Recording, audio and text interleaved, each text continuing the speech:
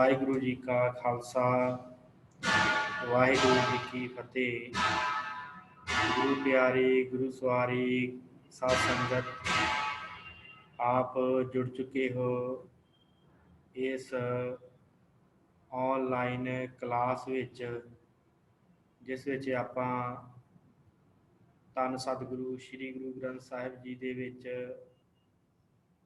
जो सिरलेख आए हैं उन्होंने बारे आपां विचार कर रहे हैं। जो विशेष बाणियां धन श्री गुरु ग्रंथ साहिब जी दे विच विशेष सिरलेखां दे अधीन आईयां हन, उन्हां बाणियां दे बारे आपां कल ती विचार आरंभ कीती है। आपां कल शब्द अष्टपदियां शमत सलोक वारां पौड़ियां पैरे पट्टी अलाणियां घोड़ियां ते लावां इत्थों तक आपां विचार जिहड़ी आ ਉਹ कर चुके हैं। अज संगत जी आपां जो विचार है वो आरंभ करनी है, जो सतगुरु श्री गुरु ग्रंथ साहिब जी के अंदर समय नूं आधार बना के, टाइम नूं आधार बना के जो महाराज ने उपदेश दिता है। समय नूं आधार बना के किवें उपदेश दिता है महाराज ने, जिवें सतगुरु श्री गुरु ग्रंथ साहिब जी के अंदर 12 माह है। फिर उस तो बाद जो सतगुरु गुरु ग्रंथ साहिब के अंदर तिथि है, कितनियां तिथियां हैं, फिर 7 वार, फिर दिन रैन, ये जो सतगुरां ने पद वरते हैं, इन्हां दे बारे आपां अज विचार चर्चा करनी है। सो आप जिन्ने भी जुड़ चुके हो सब संगत का बहुत बहुत धन्यवाद। आओ आपां इस क्लास की आरंभता करिए। सब तो पहला साध संगत आपां गल करनी है 12 माह बारे। 12 माह एक काव्य है, रचना है, पुराने समयां तो करते आए आ हर कोई। पुराने जिहड़े होए आ इस हिंदुस्तान की धरती के उत्ते विद्वान कह लो जां जिहड़े संत भगत सन, उन्होंने भी 12 माह रचे आ।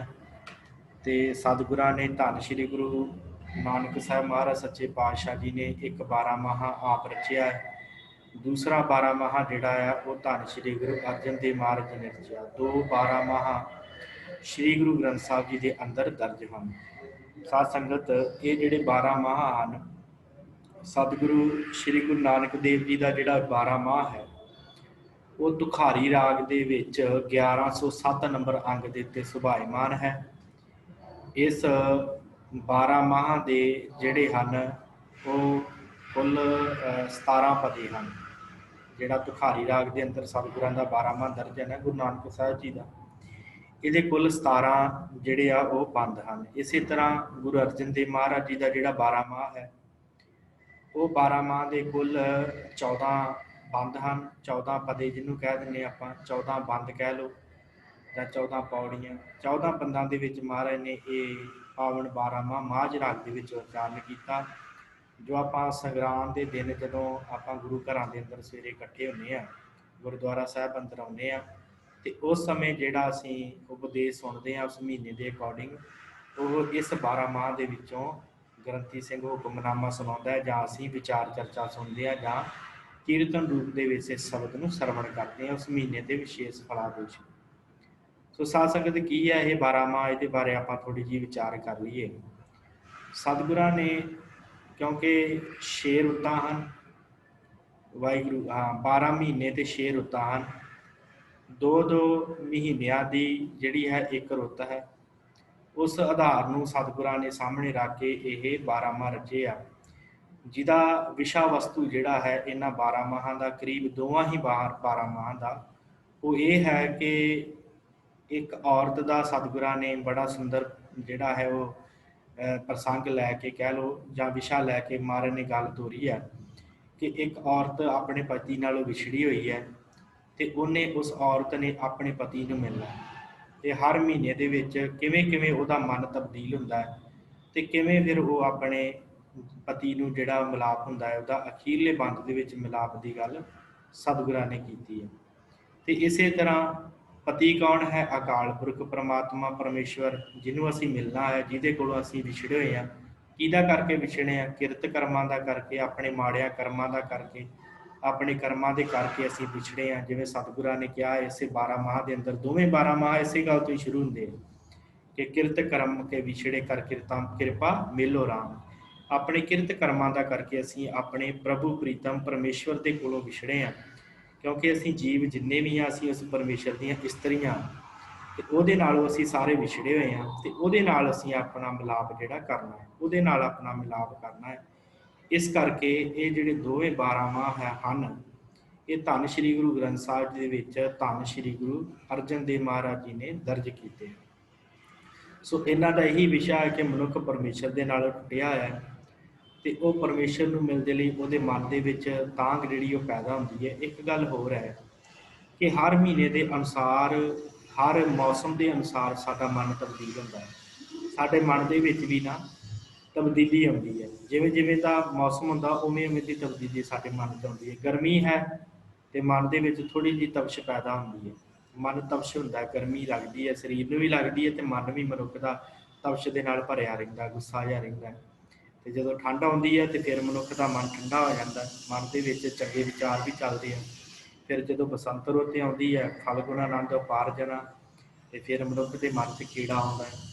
ਤੇ ਸਭ ਤੋਂ ਪਹਿਲਾ ਜਿਹੜਾ ਦੇਸੀ ਮਹੀਨਾ ਹੈ ਚੇਤ ਦਾ, ਚੇਤ ਦੇ ਮਹੀਨੇ ਤੋਂ ਮਹਾਰਾਜ ਗੱਲ ਸ਼ੁਰੂ ਕਰਦੇ ਆ। ਇਹਨਾਂ ਦੋਹਾਂ ਮਹਾਮਾਜਾਂ ਦੇ ਵਿੱਚ, ਦੋਵਾਂ ਦੇ ਵਿੱਚ ਜਿਹੜੇ ਦੋਵੇਂ 12 ਮਾਹ ਲਿਖੇ ਹਨ, ਇਹਨਾਂ ਦੋਵੇਂ 12 ਮਾਹਾਂ ਦੇ ਵਿੱਚ ਮਹਾਰਾਜ ਗੱਲ ਚੇਤ ਮਹੀਨੇ ਤੋਂ ਸ਼ੁਰੂ ਕਰਕੇ ਤੇ ਫੱਗਣ ਦੇ ਮਹੀਨੇ, ਜਿਹਨੂੰ ਫਲਗੁਣ ਸਤਿਗੁਰਾਂ ਨੇ ਲਿਖਿਆ, ਫੱਗਣ ਮਹੀਨੇ ਤੇ ਆਣ ਕੇ ਇਹਦੀ ਸਮਾਪਤੀ ਕਰਦੇ ਆ।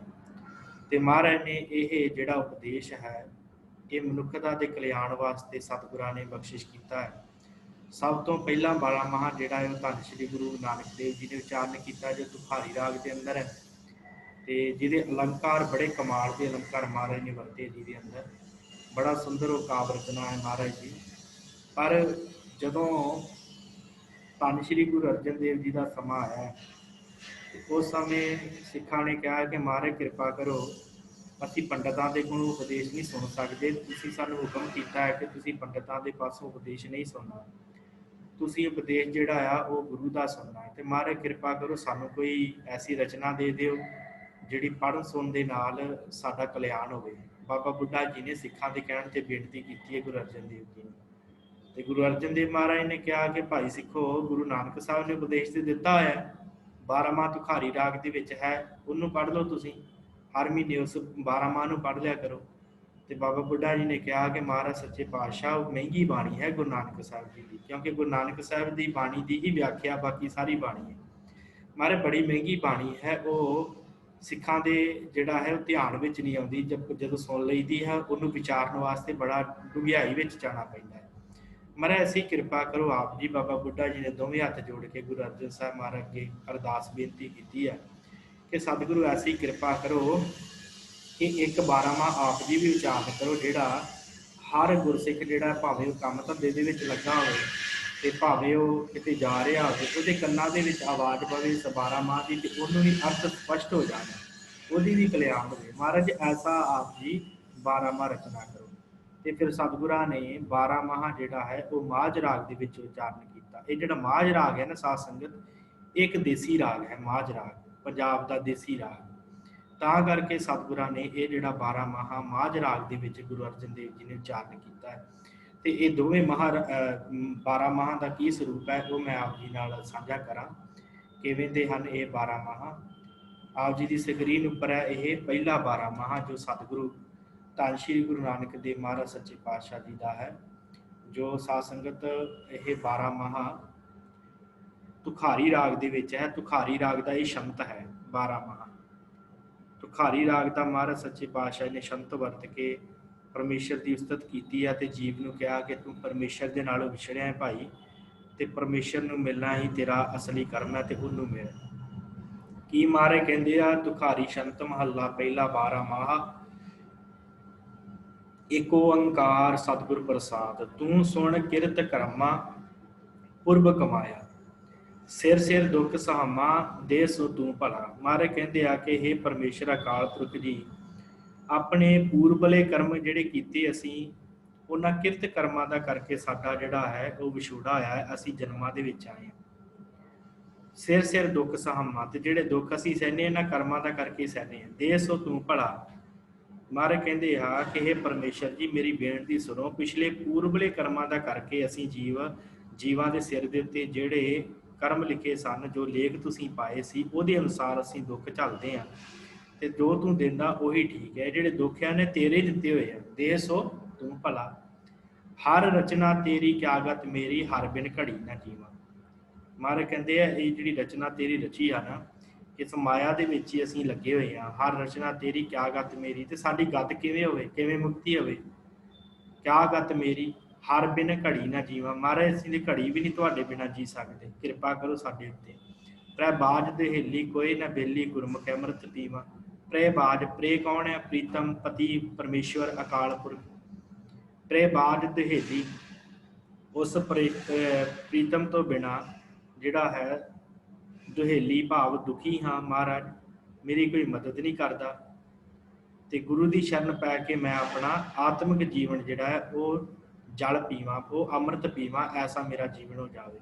ਪ੍ਰੈ ਬਾਜ ਦੁਹੇਲੀ ਕੋਈ ਨਾ ਬੇਲੀ, ਕੋਈ ਮੇਰਾ ਸੰਗੀ ਸਾਥੀ ਨਹੀਂ ਹੈ, ਆਪਣੇ ਪਤੀ ਤੋਂ ਵਿਛੜੀ ਹੋਈ ਹੈ। ਗੁਰਮੁਖ ਅੰਮ੍ਰਿਤ ਪੀਵਾਂ, ਮੈਨੂੰ ਗੁਰੂ ਦਾ ਮੁਖ ਤੋਂ ਨਿਕਲਿਆ ਹੋਇਆ ਅੰਮ੍ਰਿਤ ਭਾਵ ਸ਼ਬਦ ਬਾਣੀ ਮਿਲ ਜਾਵੇ, ਤੇ ਮੈਂ ਉਹ ਪੀ ਕੇ ਆਪਣੇ ਆਪ ਨੂੰ ਤ੍ਰਿਪਤ ਕਰਾਂ। ਰਚਨਾ ਰਾਚ ਰਹੇ ਨਿਰੰਕਾਰੀ, ਪ੍ਰਭ ਮਲ ਕਰਮ ਸੁਕਰਮਾ।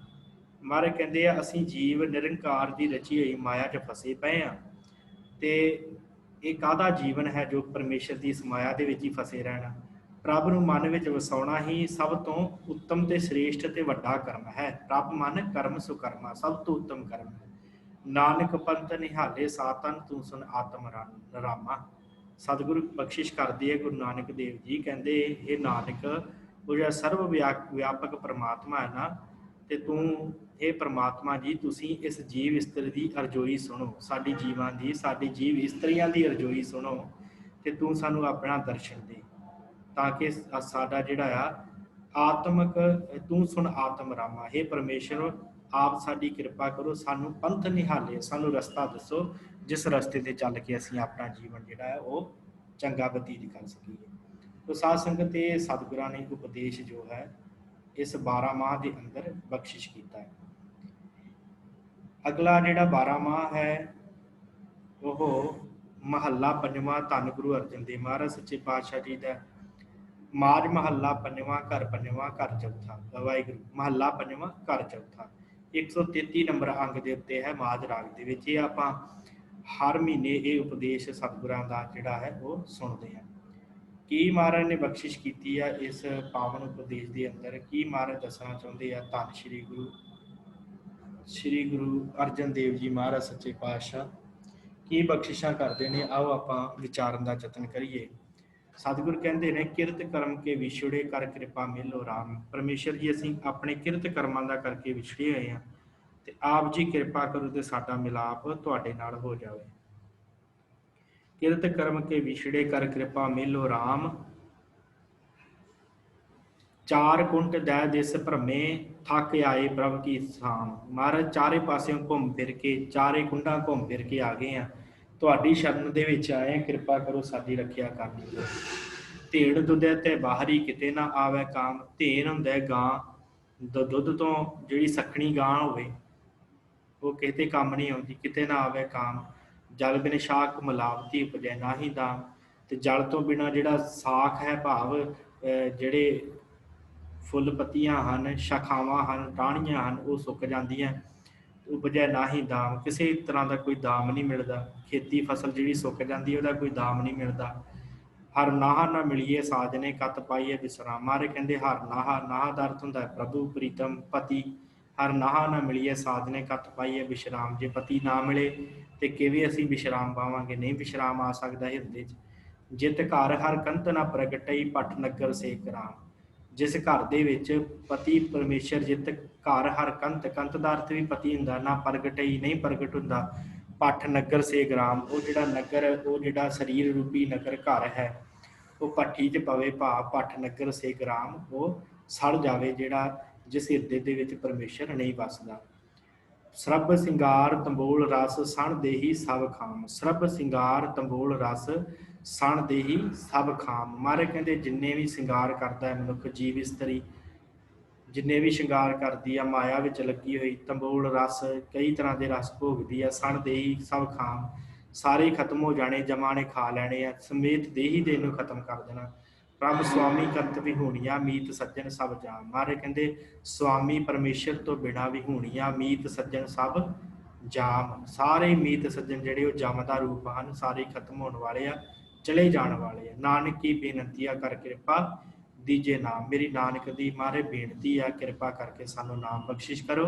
हर मिलो स्वामी संग प्रभ जिसका नेचर धाम। उस स्वामी दे नाल परमेश्वर नाल साडा मेल कराओ, जिसका नेचर धाम, जिहदा धाम नेचल है, जिहदा घर नेचल है, जिहड़ा कदी भी नाश नहीं हुंदा, उस प्रभु प्रीतम दे नाल साडा मेल करवा दिओ। सो इस तरह साध संगत ये दो 12 माह सानू गुरबाणी के अंदर मिलते हैं।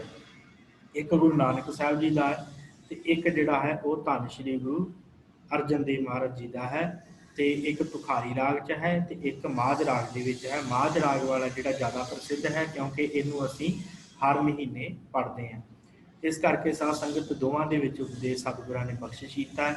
बाकी मैं पहला बंद ही आप जी नाल विचारिया है। बाकी जिहड़ा 17 बंद जिहड़े आ वो गुरु नानक साहब जी के 12 माह दे हन, ते 15 बंद जिहड़े आ वो धन गुरु अर्जन देव जी के महाराज जी के इस पावन 14 बंद जिहड़े आ उस 12 माह दे हन। सो अगे आपां गल करांगे साध संगत, जो सतगुरां ने तित्ती शब्द वरत्या। तित्ती की हुंदी है? ये ना सतगुरां ने धन श्री गुरु नानक साहब जी की एक तित्ती बाणी मिलती है, एक गुरु अर्जन देव जी की तित्ती बाणी मिलती है, जिहड़ी सुखमनी साहब के पाठ तो बाद आउंदी है, एक वो मिलती है। तो फिर साध संगत एक गौड़ी राग दे विच ही भगत कबीर जी की तित्ती मिलती है। तित्ती की हुंदी है? ये साध संगत जदों चंद्रमा जिहड़ा हुंदा है, वो जदों पुन्निया तो बाद घटना शुरू होंदा है, उन्होंने कहा जाता है वधी। जिवें एक दिन घट गया, 2 दिन घट गया, पुन्निया तो बाद हौली हौली घटना शुरू होंदा है मस्या तक, तो 15 जिहड़ियां वधियां हुंदियां। फिर जदों मस्या तो बाद वो वधना शुरू होंदा है, उन्होंने फिर साध संगत कहा जाता है सुधी। वधी ते सुधी ये 2 तरह दी गल्लां हन, एक वधी ते एक सुधी। ये जिहड़ी वधी ते सुधी आ, ये हर 15 दिनों बाद पूरा महीना आ जाता। 15 दिन वधी दे हुंदे, 15 दिन सुधी दे।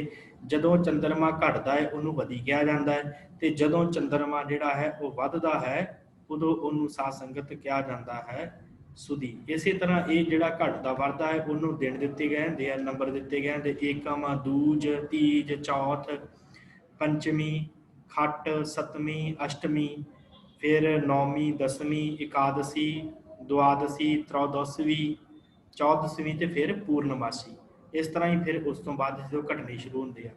ये 15-15 दिन जिहड़े हन, ये चंद्रमा के अनुसार जिहड़ा हिंदुस्तान दे विच उस समय कैलेंडर सी, हुण ते चलो समा आपां ईसाई कैलेंडर के अनुसार चलते हैं, पर उस समय जिहड़ा वो कैलेंडर सी जो ਉਹਦੇ अनुसार ही ਆਪਾਂ जो गुरपुरब भी ਉਹਦੇ अनुसार ही सन, क्योंकि ਸਾਡੇ इतिहासकारां ने ਉਹੀ लिखे है।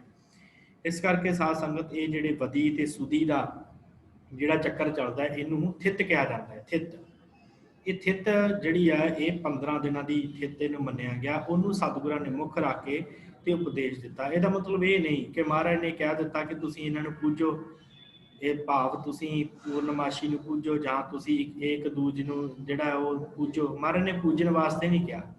ਮਹਾਰਾਜ ਨੇ ਸੱਚੇ ਪਾਤਸ਼ਾਹ ਨੇ ਸਾਨੂੰ ਇਹ ਦੱਸਣਾ ਕੀਤਾ ਕਿ ਭਾਈ ਤੇਰਾ ਜੀਵਨ ਬੜਾ ਅਨਮੋਲ ਹੈ, ਤੈਨੂੰ ਪਰਮੇਸ਼ਰ ਨੇ ਥਿੱਤਾਂ ਦਿੱਤੀਆਂ, ਇਹ ਵਾਰ ਦਿੱਤੇ ਆ, ਮਹੀਨੇ ਦਿੱਤੇ ਆ, ਦਿਨ ਦਿੱਤੇ ਆ। ਤੂੰ ਇੱਕ ਇੱਕ ਦਿਨ ਦੇ ਵਿੱਚ, ਇੱਕ ਇੱਕ ਵਾਰ ਦੇ ਵਿੱਚ, ਇੱਕ ਇੱਕ ਮਹੀਨੇ ਦੇ ਵਿੱਚ ਉਸ ਪਰਮੇਸ਼ਰ ਨੂੰ ਸਿਮਰ।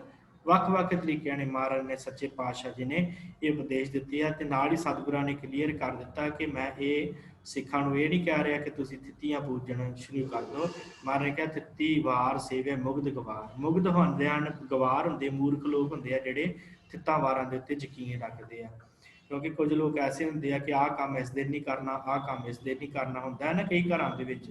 ਮਹਾਰਾਜ ਕਹਿੰਦੇ ਇਹਦੇ ਨਾਲ ਕੁਛ ਨਹੀਂ ਹੁੰਦਾ, ਕਿਉਂਕਿ ਥਿੱਤ ਵਾਰ ਨਾ ਜੋਗੀ ਜਾਣੇ ਰੁੱਤ ਮਾਹ ਨਾ ਕੋਈ ਨਹੀਂ ਜਾਣਦਾ ਕਿ ਕਦੋਂ ਥਿੱਤਾਂ ਬਣੀਆਂ ਤੇ ਕਦੋਂ ਕਿਹੜਾ ਵਾਰ ਚੰਗਾ ਹੈ ਤੇ ਕਿਹੜਾ ਮਾੜਾ ਹੈ, ਕਿਵੇਂ ਪਤਾ ਲੱਗੇ। ਇਸ ਕਰਕੇ ਤਾਂ ਇੱਕ ਸਮੇਂ ਦੇ ਅਨੁਸਾਰ ਸਾਡੇ ਜਿਹੜੇ ਵੱਡ ਵਡੇਰੇ ਹੋਏ ਆ ਕਹਿ ਲਓ, ਜਾਂ ਜਿਹੜੇ ਸਿਆਣੇ ਪੁਰਸ਼ ਹੋਏ ਆ, ਉਹਨਾਂ ਨੇ ਚੰਦਰਮਾ ਦੇ ਅਨੁਸਾਰ ਇਹ ਥਿੱਤਾਂ ਵਾਰਾਂ ਜਿਹੜੀਆਂ ਬਣਾ ਕੇ ਸਾਨੂੰ ਦਿੱਤੀਆਂ कि सानू समय का जिहड़ा सही ज्ञान रहे।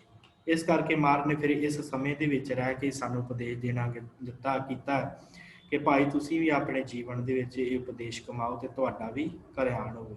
सो साध संगत ये तीन थित्तां जिहड़ियां वो मिलदियां कित्थे कित्थे हन वो आपां हुणे विचार लईए कि वो किहड़ियां किहड़ियां थित्तां हन ते कित्थे कित्थे पईयां हन। सो साध संगत आप जी की स्क्रीन उपर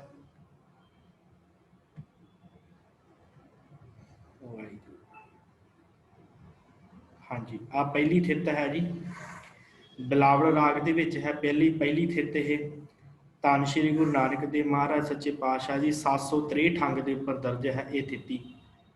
थिति बिलावल महला पहला थिति घर 10वां जत। जत जिहड़ा है ये नाम है शंत का भाव इनू गाउण का शंत का नाम जत करके लिखिया है। तो की ये महाराज ने यही उपदेश किवें इन्हां सतगुरां ने दिता है थिति नूं आधार बना के 20 बंद हैं इस थिति के जो सतगुरु गुरु नानक साहिब जी की थिति है ये कुल 20 बंद हैं। 20 बंद महाराज सतगुरु गुरु नानक साहिब सच्चे पातशाह जी ने बख्शिश किए है। सतगुरु धन गुरु नानक देव जी महाराज सच्चे पातशाह इस जो महाराज ने यह बख्शिश की है बिलावल राग दे विच दिती। सतगुरां ने कहा एकम एकंकार निराला अमर अजूनी जात न जाला। वो परमेश्वर अकाल पुरख एक है एकम एकंकार निराला है वाहिगुरु अमर है अजूनी है ना जात है ते ना जाला ना किसी बंधन में आउंदा है। अगम अगोचर रूप ना रेखिया खोजत खोजत घट घट देखिया। अगम है परमेश्वर अगोचर है रूप ना रेखिया ना दा कोई रूप है ना दा कोई रेख चिन्ह है निशान है।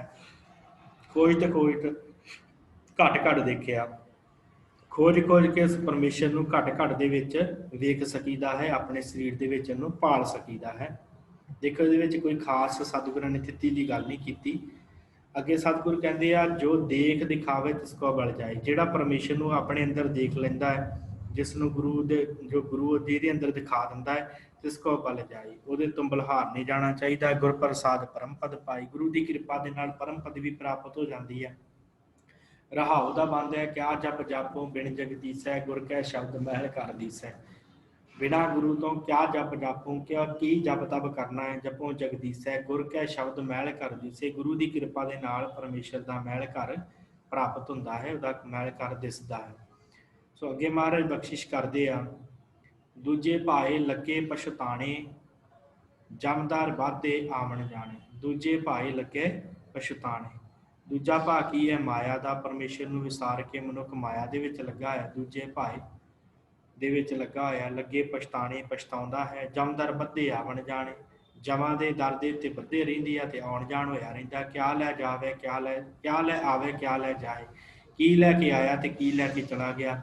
इत्थे आया सी नाम लैके नाम कमाउण वास्ते सवास लैके आए सी विकार खट के चला गया। सिर जमकाल से चोटां खाहे फिर सिर दे उत्ते जमा दे काल दीआं चोटां खांदा है। बिन गुर शब्द न सूट सकोए पाखंड कीने मुक्त न होए। गुरु के शब्द तो बिना कल्याण नहीं है ते पखंड करन दे नाल कोई भी मुक्त नहीं हुंदा। ये महाराज ने इस पावन थित दे विच दसना कीता है ते अगे इहदे कुल 20 बंद हन ते दूसरे बंद आप जी ने इसे तरह विचार लैणे जो सतगुरां ने की उपदेश दिता है आप जी ने चंगी तरह पढ़ लैणा। सो उस तो बाद साध संगत अगला जिहड़ा थित है वो अगली थिति है वो जो सुखमनी साहब की बाणी खत्म होंदी है ना समाप्त होंदी है उस तो बाद ये जिहड़ा ये थिति शुरू होंदी है जो आप जी की स्क्रीन उपर है। महाराज ने ये जिहड़ी थिति है ना गुरु अर्जन देव महाराज सच्चे पातशाह ने ये नाल जिहड़ा है श्लोक भी दर्ज किए हैं। देखो आप जी की स्क्रीन पर थिति गौड़ी महला 5वां 296 अंग ते है। श्लोक एक ओंकार सतगुर प्रसाद श्लोक दिता है महाराज ने जल थल मैयल पूरिया स्वामी सिरजनहार अनिक भांत होए पसरिया नानके कंकार। एक परमेश्वर हर थान जल थल मैयल स्वामी सिरजनहार हर जगह के उत्ते वो परमेश्वर पसरिया होया है हर जगह के उत्ते है अनिक भांत होकर पसरिया होया। फिर सतगुरां नाल पौड़ी दिती है। ये कुल जिहड़े आ वो इस थिति गौड़ी के 17 बंद आ नाल श्लोक दर्ज हैं। एक एक श्लोक एक एक बंद के उत्ते दर्ज है जिवें सुखनी साहब के उत्ते श्लोक ते अगे अष्टपदी है ना उस तरह महाराज ने इनू रखा है 17 बंद ते 17 श्लोक ते 17 ही पौड़ियां हैं। पौड़ी च की है एकम एक अंकार प्रभ करो बंदना ध्याए। उत्थे भी महाराज ने एक तो गल की शुरू की है, इस तिथि दे विच भी एक तो गल शुरू की है कि किते मता सिख भुल के चंद्रमा नूं पूजना शुरू करते नहीं। महाराज ने कहा एकम एक अंकार प्रभ करो बंदना ध्याए, नमस्कार करके परमेश्वर नूं वंदना कर, किते चंद्रमा नूं वंदना ना करनी शुरू कर दी कि गुरु साहब ने तिथि लिखी है तो चंद्रमा नूं पूजी जावां। चंद्रमा दूसरे नंबर पर आता है, एक परमेश्वर अलग है। गुण गोबिंद गोपाल प्रभ शरण परों हर राए, ਉਹਦੇ ਗੁਣ ਗਾ ਉਸ ਗੋਪਾਲ ਦੇ, ਉਹਦੀ ਸ਼ਰਨ ਦੇ ਵਿੱਚ ਪੈ, ਤਾਂ ਕਿ ਆਸ ਕਲਿਆਣ ਸੁਖ ਜਾਤੇ ਸਭ ਕੁਝ ਹੋਏ। ਜਿੱਥੋਂ ਸਾਰਾ ਕੁਝ ਪ੍ਰਗਟ ਹੋਇਆ ਤੇ ਉਹਦੀ ਆਸ ਕਰ, ਉਹਦੇ ਨਾਲ ਹੀ ਕਲਿਆਣ ਹੋਇਆ, ਉਹਦੀ ਕਿਰਪਾ ਦੇ ਨਾਲ। ਚਾਰ ਕੁੰਡ ਦਾ ਦਸ ਭ੍ਰਮਿਓ ਤਿਸ ਬਿਨ ਅਵਰ ਨਾ ਕੋਈ, ਉਹਦੇ ਤੋਂ ਬਿਨਾ ਕੋਈ ਨਹੀਂ ਹੈ, ਭਾਵੇਂ ਚਾਰ ਕੁੰਡਾਂ ਦੇ ਵਿੱਚ ਬੰਦਾ ਘੁੰਮ ਆਵੇ। ਵੇਦ ਪੁਰਾਣ ਸਿਮਰਤ ਸੁਣੇ ਬਾਬਦ ਕਰੋ ਵਿਚਾਰ, ਵੇਦ ਪੁਰਾਣ ਸਿਮਰਤੀਆਂ ਸੁਣ ਕੇ ਭਾਵੇਂ ਜਿੰਨਾ ਮਰਜ਼ੀ ਵਿਚਾਰ ਕਰ ਲੈ। ਪਤੀ ਉਦਾਹਰਨ ਪੈ ਹਰਨ ਸੁਖ ਸਾਗਰ ਨਿਰੰਕਾਰ, ਪਤੀ ਤੇ ਉਦਾਹਰਨ ਹਾਰ ਪਰਮੇਸ਼ਰ ਹੈ, ਭੈ ਹਰਨ ਵਾਲਾ ਹੈ, ਭੈ ਨਾਸ਼ ਕਰਨ ਵਾਲਾ ਹੈ, ਸੁਖ ਸਾਗਰ ਹੈ, ਨਿਰੰਕਾਰ ਪਰਮੇਸ਼ਰ ਆਪ ਹੈ। ਦਾਤਾ ਭੁਗਤਾ ਦੇਨਹਾਰ ਤਿਸ ਬਿਨ ਅਵਰ ਨਾ ਕੋਈ, ਉਹ ਤੋਂ ਬਿਨਾ ਕੋਈ ਨਹੀਂ ਦਾਤਾ, ਭੁਗਤਣ ਵਾਲਾ ਵੀ ਉਹ ਹੈ, ਦੇਣ ਵਾਲਾ ਵੀ ਉਹ ਹੈ, ਦੇਨਹਾਰ ਹੈ ਉਹ ਤੋਂ ਬਿਨਾ ਹੋਰ ਕੋਈ ਨਹੀਂ। ਜੋ ਚਾਹੇ ਸੋਈ ਮਿਲੇ ਨਾਨਕ ਹਰ ਗੁਣ ਗਾਏ, ਜੋ ਚਾਹੇ ਸੋਈ ਮਿਲੇ, ਜੋ ਮਨੁੱਖ ਚਾਹੁੰਦਾ ਹੈ ਉਹੀ ਉਹਨੂੰ ਪ੍ਰਾਪਤ ਹੁੰਦਾ ਹੈ, ਜਿਹੜਾ ਉਸ ਪਰਮੇਸ਼ਰ ਦੇ ਗੁਣ ਗਾਉਂਦਾ, ਹਰ ਗੁਣ ਗਾਏ। ਫਿਰ ਰਹਾਉ ਦਾ ਬੰਦ ਹੈ, ਗੋਬਿੰਦ ਜਸ ਗਾਈਏ ਨੀਤ, ਮਿਲ ਭਜੀਏ ਸਾਧ ਸੰਗ ਮੇਰੇ ਮੀਤ। ਸਤਿਗੁਰਾਂ ਨੇ ਉਪਦੇਸ਼ ਰਹਾਉ ਵਿੱਚ ਕੀਤਾ ਹੈ ਕਿ ਉਸ ਪਰਮੇਸ਼ਰ ਨੂੰ ਭਾਈ ਸਿਮਰਨਾ ਕਰੋ ਦਿਨ ਰੈਣ, ਹਰ ਵੇਲੇ ਉਸ ਨੂੰ ਵਾਹਿਗੁਰੂ ਉਸ ਪਰਮੇਸ਼ਰ ਨੂੰ ਸਿਮਰੋ, ਗੋਬਿੰਦ ਨੂੰ, ਜਿਹਦਾ ਜਸ ਗਾਉਣ ਦੇ ਨਾਲ ਸਾਧ ਸੰਗਤ ਦੇ ਵਿੱਚ ਉਹਦੀ ਮਿੱਤਰਾਂ ਦੇ ਨਾਲ ਰਲ ਕੇ ਉਹਨੂੰ ਭਜਨਾ ਕਰੋ, ਉਹਨੂੰ ਸਿਮਰਨਾ ਕਰੋ। ਸੋ ਇਸੇ ਤਰ੍ਹਾਂ ਦੇ 17 ਬੰਦ ਹਨ, ਬਾਕੀ ਦੇ ਬੰਦ ਆਪ ਜੀ ਨੇ ਜ਼ਰੂਰ ਪੜ੍ਹਨੇ ਤੇ ਜ਼ਰੂਰ ਵਿਚਾਰਨੇ। ਮੈਂ ਤਾਂ ਕਹਿਣਾ ਕਿਉਂਕਿ ਇਹਨਾਂ ਬਾਣੀਆਂ ਦੇ ਨਾਲ ਜੁੜਾਂਗੇ ਤੇ ਸਾਨੂੰ ਸਤਿਗੁਰਾਂ ਦਾ ਉਪਦੇਸ਼ ਜਿਹੜਾ ਹੈ ਉਹ ਬੜੇ ਸੌਖੇ ਢੰਗ ਦੇ ਨਾਲ ਸਾਨੂੰ ਪਤਾ ਲੱਗਣਾ ਸ਼ੁਰੂ ਹੋ ਜਾਏਗਾ ਕਿ ਕੀ ਸਤਿਗੁਰਾਂ ਨੇ ਕਹਿਣਾ ਚਾਹਿਆ। ਸੋ ਆਪ ਜੀ ਦੀ ਸਕਰੀਨ ਉੱਪਰ ਇਹ ਤੀਸਰੀ ਤਿੱਥੀ ਹੈ, ਇਹਦੇ ਉੱਤੇ ਬਿੰਦੀ ਟਿੱਪੀ ਪਈ ਹੋਈ ਹੈ ਭਗਤ ਕਬੀਰ ਜੀ ਦੀ ਤਿੱਥੀ, ਇਹਦਾ ਉਚਾਰਨ ਤਿੱਤੀ ਹੋਏਗਾ, ਤਿੱਤੀ ਉੱਤੇ ਟਿੱਪੀ ਲੱਗੀ ਹੈ ਨਾਲ। ਵੈਸੇ ਜਦੋਂ ਆਪਾਂ ਮੁਹਾਰਨੀ ਪੜ੍ਹਦੇ ਹਾਂ ਤੇ ਉਦੋਂ ਜਿਹਦੇ ਨਾਲ ਸਿਹਾਰੀ ਲੱਗੀ ਹੁੰਦੀ ਉਹਦੇ ਉੱਤੇ ਟਿੱਪੀ ਇਸ ਤਰ੍ਹਾਂ ਨਹੀਂ ਲੱਗੀ ਹੁੰਦੀ, ਪਰ ਇੱਥੇ ਜਿਹੜਾ ਹੈ ਟਿੱਪੀ ਲੱਗੀ ਹੋਈ ਹੈ। ਪਰ ਸਤਿਗੁਰਾਂ ਦੀ ਖੇਡ ਹੈ, ਗੁਰੂ ਅਰਜਨ ਦੇਵ ਜੀ ਮਹਾਰਾਜ ਨੇ ਆਪ ਲਾਈ ਹੈ ਤੇ ਇਹਦੇ ਨਾਲ ਇਹ ਨਹੀਂ ਕਿ ਇਹਦਾ ਅਰਥ ਕੋਈ ਹੋਰ ਹੈ, ਅਰਥ ਉਹੀ ਰਹੇਗਾ, ਤਿੱਤੀ ਹੀ ਇਹਦਾ ਅਰਥ ਹੈ। ਜੋ ਮਹਾਰਾਜ ਨੇ ਬਖਸ਼ਿਸ਼ ਕੀਤੀਆਂ 2 ਤਿੱਤੀਆਂ ਉਸੇ ਵਾਂਗ ਹੀ ਇਹ ਹੈ। ਸੋ ਇਹਦੇ ਵਿੱਚ ਭਗਤ ਕਬੀਰ ਜੀ ਨੇ ਗੌੜੀ ਰਾਗ 'ਚ 343 ਅੰਗ ਦੇ ਉੱਤੇ ਸੁਭਾਈਮਾਨ ਹੈ ਇਹ ਤਿੱਤੀ। ਇਹਦੇ ਵਿੱਚ ਭਗਤ ਕਬੀਰ ਜੀ ਨੇ ਵੀ ਜੋ ਪਰਮੇਸ਼ਰ ਨੂੰ ਸਿਮਰਨ ਦੇ ਬਾਰੇ ਹੀ ਗੱਲ ਕੀਤੀ ਹੈ। ਅਮਾਵਸ ਮਹਿ ਆਸ ਨਿਵਾਰੋ, ਅੰਤਰਜਾਮੀ ਰਾਮ ਸਮਾਰੋ। ਮਾਰੇ ਕਹਿੰਦੇ ਆ ਵਾਹਿਗੁਰੂ ਕਬੀਰ ਸਾਹਿਬ ਕਹਿੰਦੇ ਆ ਕਿ ਭਾਈ ਆਸ ਨਿਵਾਰੋ, ਦੂਰ ਕਰੋ ਆਪਣੀ ਆਸ, ਅਮਾਵਸ ਮੱਸਿਆ ਤੇ ਭਾਵ ਇਸ਼ਨਾਨ ਆਦਿ ਹੋਰ ਕੁਝ ਨਾ ਕਰੋ, ਇਹੋ ਜਿਹੀਆਂ ਆਸਾਂ ਆਪਣੀਆਂ ਖਤਮ ਕਰ ਦਿਓ। ਅੰਤਰਜਾਮੀ ਰਾਮ ਸਮਾਰੋ, ਸਿਰਫ ਉਸ ਪਰਮੇਸ਼ਰ ਅੰਤਰਜਾਮੀ ਨੂੰ ਸਿਮਰਨਾ ਕਰੋ, ਕਿਉਂਕਿ ਮੱਸਿਆ ਦੇ ਉੱਤੇ ਲੋਕੀ ਜ਼ਿਆਦਾ ਤੀਰਥਾਂ ਤੇ ਇਸ਼ਨਾਨ ਕਰਦੇ ਆ। ਤੇ ਮਹਾਰਾਜ ਕਹਿੰਦੇ ਭਾਈ ਕਬੀਰ ਸਾਹਿਬ ਕਹਿੰਦੇ ਆ ਕਿ ਭਾਈ ਉਸ ਪਰਮੇਸ਼ਰ ਨੂੰ ਸਿਮਰੋ, ਇਹ ਜਿਹੜੀਆਂ ਆਸਾਂ ਇਹਨਾਂ ਨੂੰ ਖਤਮ ਕਰ ਦਿਓ। ਜੀਵਤ ਪੀ ਪਾਵੋ ਮੁਖ ਦੁਆਰ, ਜਿਉਂਦਿਆਂ ਜੀ ਮੁਕਤ ਦੁਆਰਾ ਪ੍ਰਾਪਤ ਕਰੋ। ਮਰਨ ਤੋਂ ਬਾਅਦ ਕਿੰਨੇ ਮੁਕਤ ਦੁਆਰਾ ਪਾਇਆ। ਅਨਭਉ ਸ਼ਬਦ ਤਤ ਨਿਜ ਸਾਰ, ਅਨਭਉ ਕਰੋ ਪਰਮੇਸ਼ਰ ਨੂੰ ਸਿਮਰੋ, ਅਨਭਉ ਪਰਮੇਸ਼ਰ ਦੇ ਚਰਨਾਂ ਦੇ ਵਿੱਚ ਜੁੜੋ। ਸ਼ਬਦ ਨੂੰ ਆਧਾਰ ਬਣਾ ਕੇ ਤਤ ਨਿਜ ਸਾਰ, ਆਪਣੇ ਨਿਜ ਦੀ ਸਾਰ, ਆਪਣੇ ਤੱਤ ਦੀ ਸਾਰ ਜਿਹੜੀ ਅੰਦਰੋਂ ਪ੍ਰਗਟ ਹੋਵੇਗੀ। ਚਰਨ ਕਲ ਗੋਬਿੰਦ ਰੰਗ ਲਾਗਾ, ਚਰਨ ਕਮਲ ਗੋਬਿੰਦ ਰੰਗ ਲਾਗਾ। ਉਸ ਪਰਮੇਸ਼ਰ ਦੇ ਚਰਨਾਂ ਕਮਲਾਂ ਦੇ ਵਿੱਚ ਜੁੜੋ, ਗੋਬਿੰਦ ਰੰਗ ਲਾਗਾ, ਰੰਗ ਆਪਣੇ ਸਰੀਰ ਨੂੰ ਲਾਗੋ। ਜਿਸ ਮਨੁੱਖ ਦਾ ਜਿਹੜਾ ਹੈ ਪਿਆਰ ਗੋਬਿੰਦ ਦੇ ਸੋਹਣੇ ਚਰਨਾਂ ਨਾਲ ਲੱਗ ਗਿਆ। ਸੰਤ ਪ੍ਰਸਾਦ ਭਏ ਮਨ ਨਿਰਮਲ, ਹਰ ਕੀਰਤਨ ਮੈਂ ਅਣਦਿਨ ਜਾਗਾ। ਸੰਤ ਪ੍ਰਸਾਦ, ਜੋ ਮਨੁੱਖ ਸੰਤ ਪ੍ਰਸਾਦ ਗੁਰੂ ਦੀ ਕਿਰਪਾ ਦੇ ਨਾਲ ਭਏ ਮਨ ਨਿਰਮਲ ਹੋ ਗਿਆ, ਜਿਹਦਾ ਮਨ ਹਰ ਕੀਰਤਨ ਮੈਂ ਅਣਦਿਨ ਜਾਗਾ, ਉਹ ਮਨੁੱਖ ਹਰੀ ਪਰਮੇਸ਼ਰ ਦੇ ਕੀਰਤਨ ਦੇ ਵਿੱਚ ਜਾਗਦਾ ਰਹਿੰਦਾ ਹੈ। ਰਹਾਓ ਵਾਹਿਗੁਰੂ ਪਰਿਵਾ ਪ੍ਰੀਤਮ ਕਰੋ ਵਿਚਾਰ, ਘਟ ਮੈਂ ਖੇਲੈ ਅਘਾਟਾ ਪਾਰ। ਪਰਿਵਾ ਪਹਿਲੀ ਥਿੱਤ ਆ, ਪਰਵਾ ਭਾਵ ਪਹਿਲੀ ਥਿੱਤ ਵਾਲੇ ਦਿਨ ਕੀ ਕਰ, ਪ੍ਰੀਤਮ ਕਰੋ ਵਿਚਾਰ, ਪ੍ਰੀਤਮ ਦੀ ਵਿਚਾਰ ਕਰ ਪਰਮੇਸ਼ਵਰ ਦੀ। ਘਟ ਮੈਂ ਖੇਲਿਆ ਘਾਟਾ ਪਾਰ, ਜਿਹੜਾ ਘਟਾਂ ਦੇ ਵਿੱਚ ਖੇਡ ਰਿਹਾ, ਘਾਟਾ ਪਾਰ ਜਿਹਦਾ ਪਾਰਾਵਾਰ ਨਹੀਂ ਪਾਇਆ ਜਾ ਸਕਦਾ। ਕਾਲ ਕਲਪਨਾ ਕਦੇ ਨਾ ਖਾਏ, ਆਦਿ ਪੁਰਖ ਮੈਂ ਰਹੇ ਸਮਾਏ। ਕਾਲ ਕਲਪਨਾ ਉਸ ਮਨੁੱਖ ਨੂੰ ਕਦੇ ਨਹੀਂ ਖਾਂਦੀ, ਚਿੰਤਾ ਨੂੰ ਨਹੀਂ ਖਾਂਦੀ, ਮੌਤ ਦਾ ਡਰ ਉਹਦਾ ਖਤਮ, ਫਿਕਰ ਖਤਮ ਹੋ ਜਾਂਦੇ ਆ। ਆਦਿ ਪੁਰਖ ਮੈਂ ਰਹਿ ਸਮਾਏ, ਉਹ ਪਰਮੇਸ਼ਰ ਦੇ ਵਿੱਚ, ਅਕਾਲ ਪੁਰਖ ਦੇ ਵਿੱਚ ਸਦਾ ਹੀ ਸਮਾਉਣਾ ਕਰਦਾ ਹੈ। ਸੋ ਸਾਧ ਸੰਗਤ, ਇਹ ਜਿਹੜੀ ਤਿਥੀ ਹੈ, ਇੱਥੋਂ ਹੀ ਆ ਵੇਖੋ ਪਰਿਵਾ ਜੋ ਸ਼ਬਦ ਲਿਖਿਆ, ਇੱਥੋਂ ਮਤਲਬ ਪਹਿਲਾ ਦਿਨ ਜਿਹੜਾ ਹੁੰਦਾ ਮੱਸਿਆ ਵਾਲਾ, ਉਸ ਦਿਨ ਸਿੱਖ ਨੇ ਕੀ ਕਰਨਾ ਹੈ, ਉਹ ਜੋ ਭਗਤ ਕਬੀਰ ਜੀ ਨੇ ਉਪਦੇਸ਼ ਦਿੱਤਾ ਹੈ। ਇਹਦਾ ਵੀ ਮੈਂ ਪਹਿਲਾਂ ਹੀ ਬੰਦ 1-2 ਬੰਦ ਆਪਾਂ ਵਿਚਾਰੇ ਆ, ਤੇ ਨਾਲ ਰਹਾਵ ਵਾਲਾ ਬੰਦ, ਬਾਕੀ ਦੇ ਬੰਦ ਆਪ ਜੀ ਨੇ ਜਿਹੜੇ ਆ ਉਹ ਪੜ੍ਹ ਲੈਣੇ। ਕੁੱਲ 16 ਇਹਦੇ ਬੰਦ ਹਨ ਇਸ ਸਥਿਤੀ ਦੇ, 16 ਬੰਦ ਹਨ, 343 ਅੰਗ ਦੇ ਤੇ ਇਹ ਸਥਿਤੀ ਸੁਭਾਇਮਾਨ ਹੈ। ਸੋ ਸਾਧ ਸੰਗਤ, ਇਹ ਥਿਤੀਆਂ ਦੀ ਆਪਾਂ ਜਿਹੜੀ ਹੈ ਉਹ ਵਿਚਾਰ ਕੀਤੀ ਹੈ। ਅੱਗੇ ਸਾਧ ਸੰਗਤ, ਥਿਤੀਆਂ ਤੋਂ ਬਾਅਦ ਜਿਹੜਾ ਪਹਿਲੋਂ ਸੀ ਮਹੀਨਾ, ਫਿਰ 15 ਥਿਤੀਆਂ, ਫਿਰ ਉਸ ਤੋਂ ਬਾਅਦ 7 ਦਿਨ ਆਉਂਦੇ ਆ। 7 ਦਿਨ ਸਾਡੇ ਜੀਵਨ 'ਚ ਬੜੀ ਮਹੱਤਤਾ ਰੱਖਦੇ ਆ, ਕਿਉਂਕਿ 7 ਦਿਨਾਂ ਦੇ ਅਨੁਸਾਰ ਹੀ ਅਸੀਂ ਆਪਣਾ ਟਾਈਮ ਟੇਬਲ ਸੈੱਟ ਕਰਦੇ ਹਾਂ, ਕੀ ਕਰਨਾ ਕੀ ਨਹੀਂ ਕਰਨਾ। ਜਿਹੜੇ ਨੌਕਰੀਆਂ ਵਾਲੇ ਹੁੰਦੇ ਆ, ਉਹਨਾਂ ਨੂੰ ਪਤਾ ਹੁੰਦਾ ਕਿ ਅਸੀਂ ਕਿਹੜੇ ਦਿਨ ਫਰੀ ਹਾਂ, ਤੇ ਉਸ ਦਿਨ ਕੀ ਆਪਣਾ ਮਤਾ ਪਕਾਉਣਾ ਹੈ, ਕਿਹੋ ਜਿਹਾ ਕੰਮਕਾਰ ਕਰਨੇ ਆ, ਤੇ ਉਹ ਅਸੀਂ ਇਹਨਾਂ 7 ਦਿਨਾਂ ਨੂੰ ਹੀ ਲੈ ਕੇ ਚੱਲਦੇ ਹਾਂ ਆਪਣੇ ਜੀਵਨ ਦੇ ਵਿੱਚ। ਇਹਨਾਂ 7 ਦਿਨਾਂ ਨੂੰ ਆਧਾਰ ਬਣਾ ਕੇ ਇੱਕ ਵਾਰ 7 ਧੰਨ ਸ਼੍ਰੀ ਗੁਰੂ ਗ੍ਰੰਥ ਸਾਹਿਬ ਜੀ ਦੇ ਅੰਦਰ ਦਰਜ ਹੈ, ਜੋ ਭਗਤ ਕਬੀਰ ਜੀ ਦਾ, ਭਗਤ ਕਬੀਰ ਜੀ ਨੇ ਇਸ ਦੇ ਅੰਦਰ ਜਿਹੜਾ ਹੈ ਉਹ ਵਿਚਾਰ ਦਿੱਤੀ ਹੈ ਕਿ ਭਾਈ ਪਰਮੇਸ਼ਰ ਨੂੰ ਇਹਨਾਂ ਦਿਨਾਂ ਦੇ ਆਧਾਰ ਦੇ ਉੱਤੇ ਸਿਮਰ, ਇਹਨਾਂ 7 ਦਿਨਾਂ ਨੂੰ ਆਧਾਰ ਬਣਾ ਕੇ ਪਰਮੇਸ਼ਰ ਨੂੰ ਸਿਮਰਨ ਕਰ, ਉਹਦੀ ਬੰਦਗੀ ਕਰ। ਇਹ ਨਹੀਂ ਕਿ ਤੂੰ ਕਰਮ ਕਾਂਡ ਹੀ ਕਰਨੇ ਆ, ਜਿਵੇਂ ਕਈ ਹੁੰਦੇ ਆ ਨਾ ਕਿ ਇਸ ਦਿਨ ਸਿਰ ਨਹੀਂ ਧੋਣਾ, ਇਸ ਦਿਨ ਕੱਪੜੇ ਨਹੀਂ ਧੋਣੇ, ਹੁੰਦਾ ਨਾ ਵਿਚਾਰ ਕਈਆਂ ਦੇ ਮਨ ਦੇ ਵਿੱਚ। ਤੇ ਜਾਂ ਕਈ ਕਹਿੰਦੇ ਆਹ ਦਿਨ ਫਲਾਣੇ ਦਾ ਹੈ, ਉਹ ਦਿਨ ਪੀਰਾਂ ਦਾ ਹੈ, ਕਈ ਦਿਨ ਵੀਰਵਾਰ ਕਹਿੰਦੇ ਪੀਰਾਂ ਦਾ ਹੈ, ਮੰਗਲਵਾਰ ਮਾਤਾ ਦਾ ਹੈ, ਐਤਵਾਰ ਵੀ ਉਹ ਸ਼ਿਵ ਜੀ ਦਾ, ਸੋਮਵਾਰ ਸ਼ਿਵ ਜੀ ਦਾ ਕਹਿੰਦੇ ਹੁੰਦੇ, ਸੋਮਵਾਰ ਸ਼ਿਵ ਜੀ ਦਾ। ਇਸੇ ਤਰ੍ਹਾਂ ਉਹ ਮੰਨ ਕੇ ਤੇ ਉਹਦੇ ਅਨੁਸਾਰ ਕਈ ਵਰਤ ਰੱਖਦੇ ਆ, ਕਈ ਕੁਝ ਕਰਦੇ, ਕੋਈ ਕਰਮਕਾਂਡ ਕਰਦੇ ਆ ਵਾਰਾਂ ਨੂੰ ਆਧਾਰ ਬਣਾ ਕੇ। ਪਰ ਕਬੀਰ ਸਾਹਿਬ ਨੇ ਬੜੀ ਬਖਸ਼ਿਸ਼ ਕੀਤੀ ਹੈ, ਕਹਿੰਦੇ ਭਾਈ ਠੀਕ ਆ, ਤਾਂ ਤੇਰੀ ਜ਼ਿੰਦਗੀ ਦੇ ਵਿੱਚ ਵਾਰ ਆਏ ਆ, ਦਿਨ ਆਏ ਆ ਇਹ 7, ਇਹਨਾਂ 7 ਦਿਨਾਂ ਨੂੰ ਕਿਸੇ ਢੰਗ ਦੇ ਤਰੀਕੇ ਦੇ ਨਾਲ ਵਰਤ। ਇਹਨਾਂ 7 ਦਿਨਾਂ ਨੂੰ ਹੋਰ ਪੁੱਠੇ ਪਾਸੇ ਨਾਲ ਆ ਕਰਮਕਾਂਡਾਂ ਦੇ ਵਿੱਚ ਨਾ ਫਸ। ਜੇ ਕਰਨਾ ਤੇ ਪਰਮੇਸ਼ਰ ਦੀ ਭਗਤੀ ਕਰ। ਉਹ ਕੀ ਉਹਨਾਂ ਨੇ ਉਪਦੇਸ਼ ਇਹਨਾਂ 7 ਵਾਰਾਂ ਦੇ ਵਿੱਚ ਦਿੱਤਾ ਹੈ, ਮੈਂ ਉਹਦਾ ਪਹਿਲਾ ਬੰਦ ਹੀ ਵਿਚਾਰਾਂਗਾ, ਬਾਕੀ ਆਪ ਜੀ ਨੇ ਪੜ੍ਹ ਲੈਣਾ, ਕਿਉਂਕਿ ਸਮਾਂ ਜਿਹੜਾ ਆਪਣੇ ਕੋਲ ਥੋੜ੍ਹਾ ਹੁੰਦਾ ਹੈ, ਇਸ ਕਰਕੇ ਬੇਨਤੀ ਹੈ ਕਿ ਆਪ ਜੀ ਜ਼ਰੂਰ ਪੜ੍ਹਿਆ ਕਰੋ। ਕਿਹੜੇ 7 ਵਾਰ ਹਨ? ਹਾਂਜੀ, ਇਹ 7 ਵਾਰਾ ਜਿਹੜਾ ਹੈ ਧੰਨ ਸ਼੍ਰੀ ਗੁਰੂ ਗ੍ਰੰਥ ਸਾਹਿਬ ਜੀ ਦੇ ਅੰਦਰ ਦਰਜ ਹੈ। ਭਗਤ ਕਬੀਰ ਜੀ ਦਾ 7 ਵਾਰਾ 344 ਅੰਗ ਦੇ ਉੱਪਰ ਸੁਭਾਇਮਾਨ ਹੈ, ਦਰਜ ਹੈ 344 ਅੰਗ, ਤੇ ਕਬੀਰ ਜੀ ਉਹਦਾ ਗੌੜੀ ਰਾਗ ਦੇ ਵਿੱਚ।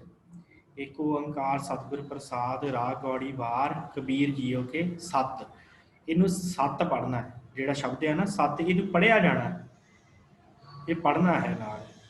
ਵਾਰ ਕਬੀਰ ਜੀਓ ਕੇ 7 ਵਾਰ ਹਨ ਕਬੀਰ ਜੀ ਨੇ ਜਿਹੜੇ ਉਚਾਰਨ ਕੀਤੇ। ਜਦੋਂ ਤੁਸੀਂ ਸਹਿਜ ਪਾਠ ਕਰੋ, ਇਹ 7 ਸ਼ਬਦ ਜਿਹੜਾ ਇਹ ਬੋਲਿਆ ਜਾਣਾ। ਸੋ ਸਾਧ ਸੰਗਤ, ਕੀ ਉਪਦੇਸ਼ ਹੈ ਕਬੀਰ ਜੀ ਨੇ ਇਹਦੇ ਵਿੱਚ ਬਖਸ਼ਿਸ਼ ਕੀਤਾ? ਬਾਰ-ਬਾਰ ਹਰ ਕੇ ਗੁਣ ਗਾਓ, ਵਾਰ-ਵਾਰ ਪਰਮੇਸ਼ਰ ਦੇ ਗੁਣ ਗਾਓ ਭਾਈ। ਗੁਰਗਮ ਭੇਦ ਨਾ, ਗੁਰਗਮ ਭੇਦ ਸੋ ਹਰ ਕਾ ਪਾਓ। ਗੁਰਗਮ, ਗਮ ਜੋ ਪਰਮੇਸ਼ਰ ਹੈ, ਜਿਸ ਤੱਕ ਪਹੁੰਚ ਨਹੀਂ ਹੁੰਦੀ, ਗੁਰਗਮ ਭੇਦ, ਉਸ ਪਰਮੇਸ਼ਰ ਦਾ ਭੇਦ ਜਿਹੜਾ ਹੈ, ਸੋ ਹਰ ਕਾ ਪਾਓ, ਉਸ ਹਰੀ ਦਾ ਭੇਦ ਗੁਰੂ ਦੁਆਰਾ ਪ੍ਰਾਪਤ ਹੁੰਦਾ ਹੈ। ਰਹਾਓ, ਆਦਿਤ ਕਰੇ ਭਗਤ ਆਰੰਭ। ਆਦਿਤ ਦਾ ਅਰਥ ਹੈ ਐਤਵਾਰ, ਆਦਿਤ ਸੂਰਜ ਵਾਲਾ ਦਿਨ ਜਿਹਨੂੰ ਕਹਿੰਦੇ ਆ। ਆਦਿਤ ਕਰੇ ਭਗਤ ਆਰੰਭ, ਐਤਵਾਰ ਵਾਲੇ ਦਿਨ ਤੂੰ ਹੋਰ ਕੰਮ ਨਾ ਕਰ, ਪਰਮੇਸ਼ਰ ਦੀ ਭਗਤੀ ਆਰੰਭ ਕਰ। ਜੇ ਕੁਛ ਕਰਨਾ ਹੈ ਤੇ ਕਰਮ ਕਾਂਡ ਨਾ ਕਰ। ਕਾਇਆ ਮੰਦਰ ਮਨਸਾ ਥੰਬ, ਕਾਇਆ ਕੀ ਹੈ? ਸਰੀਰ। ਇਹ ਸਰੀਰ ਦੇ ਵਿੱਚ ਭਗਤੀ, ਇਸ ਭਗਤੀ ਜਿਹੜੀ ਆ ਉਸਨੂੰ ਸਰੀਰ ਦੇ ਵਿੱਚ, ਸਰੀਰ ਘਰ ਦੇ ਵਿੱਚ ਥੰਮੀ ਦਾ ਕੰਮ ਦਿੰਦੀ ਹੈ ਜਿਹੜੀ ਭਗਤੀ ਹੁੰਦੀ ਹੈ। ਕਾਇਆ ਮੰਦਰ ਮਨਸਾ ਥੰਬ, ਇਸ ਸਰੀਰ ਦੇ ਅੰਦਰ ਜਿਹੜੇ ਆ ਨਾ ਹੋਰ ਫੁਰਨੇ, ਹੋਰ ਮਨਸਾ ਜਿਹੜੀ ਆ ਉਹਨਾਂ ਦਾ ਥੰਮ ਨਾ ਬਣਾ, ਭਗਤੀ ਨੂੰ ਥੰਮ ਬਣਾ। ਐਨਿਸ ਅਖੰਡ ਸੁਰਹੀ ਜਾਏ, ਐਨਿਸ ਦਿਨ ਰਾਤ ਹਰ ਵੇਲੇ, ਅਖੰਡ ਸੁਰਹੀ ਜਾਏ। ਸੁਰਹੀ ਹੁੰਦਾ ਸੁਗੰਧੀ, ਭਗਤੀ ਨਾਲ ਸੁਗੰਧਿਤ ਹੋਈ ਰਵੇ ਤੇਰੀ ਜਿਹੜੀ ਸੁਰਤੀ। ਸੁਰਹੀ ਜਾਏ, ਭਗਤੀ ਦੇ ਨਾਲ ਤੇਰਾ ਜਿਹੜਾ ਚਿੱਤ ਉਹ ਜੁੜਿਆ ਰਵੇ, ਤੇ ਤੂੰ ਹੋਰ ਪਖੰਡਾਂ ਵੱਲ, ਇੰਦਰੀਆਂ ਦੇ ਫੁਰਨਿਆਂ ਵੱਲ ਨਾ ਭਟਕ।